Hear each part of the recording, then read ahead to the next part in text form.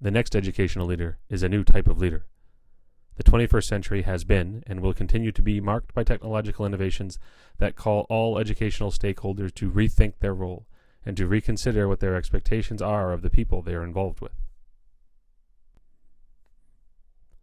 These technological innovations, including but not limited to Twitter, Skype, or blog sites, have given individuals the ability to create and nourish a personal learning network that far exceeds the reach of any professional learning network, in that a person can access and interact with thinkers and educational stakeholders from all over the world, thus widely expanding their expertise and interests. This puts a lot more potential in the hands of individuals and so dictates a change in the way educational leadership is considered and carried out. It is important to redefine the traditional identity of the educational leader. The 21st century demands a self-directed nature. That means that all educational stakeholders need to see themselves and to be considered educational leaders.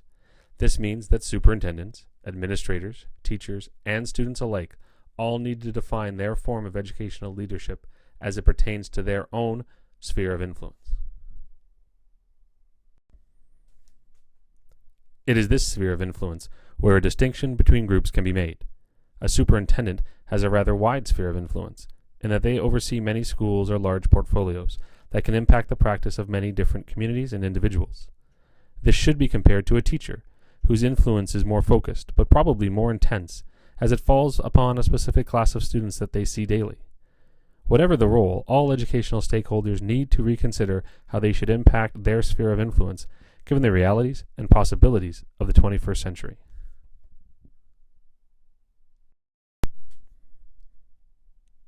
The role of administration, either at board or school level, needs to be transformed to fully realize the potential of 21st century learning.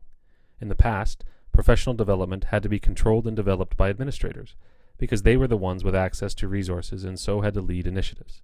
This meant that most initiatives followed a top-down model of delivery, with classroom teachers being the receiver of information and new pedagogy. This also facilitated the creation of resource specialist teachers that were commissioned to bring new ideas to the frontline stakeholders, the classroom teachers. With the pervasive reality of social networking tools like Twitter and Skype and blog sites, teachers are now more than capable of navigating the professional landscape and suggesting directions for their own professional learning. The TCDSB has already taken bold steps in this direction with the encouraged use of self-directed professional development days, and so needs to continue down that road. This self-direction needs to be more clearly articulated and shared across the board, and so administration needs to move away from the role of controller to become one of consultant.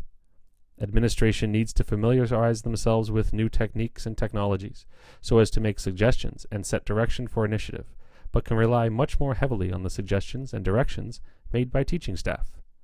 This move away from top-down and towards grassroots should lead to increased buy-in and energy, since the practitioners have ownership of what they are asked to do. While the role of administrator certainly needs to move away from controller toward consultant, it should not be seen as a passive or non-participatory one. Administrators are needed to establish a framework and structure to the personalized professional development that teachers are suggesting. They need to look at their schools or areas and establish a clear and consistent plan so as to eliminate redundancy or conflicting work. With so many options and resources available to educators, administration must be curators that offer perspective and a vision to personalized professional learning. This is truly the next role of leaders, as the skill of collecting information or ideas is no longer needed, but the ability to harness and direct them is essential. The next teacher. This essential role of curator is equally imperative in the next teacher. Teachers are no longer required to collect and deliver information to their students.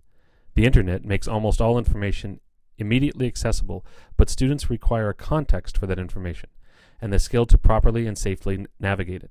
Teachers, like administrators, need to resist the top-down approach in their own classrooms and look for ways to encourage collaboration, creativity, and communication among their students. They need to leverage the possibilities that are sitting in front of them and utilize the technology that the students bring with them. By moving away from the role of sage on the stage and toward that of guide on the side, teachers move along the continuum of the 21st century. Like the next administrator, the next teacher should not see their role as diminished in the new era of education. The skill of critical thinking is so fundamentally important to this century that it needs to be given special attention by educators. While access to so much information and such incredible tools of communication allow for previously unthinkable things, it also brings perils that were not an issue even a decade ago.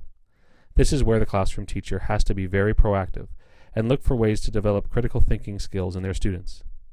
Students need a guide or facilitator that can offer suggestions for how to navigate the digital landscape, and a role model to look to as an example of how to effectively collaborate and communicate in the modern world.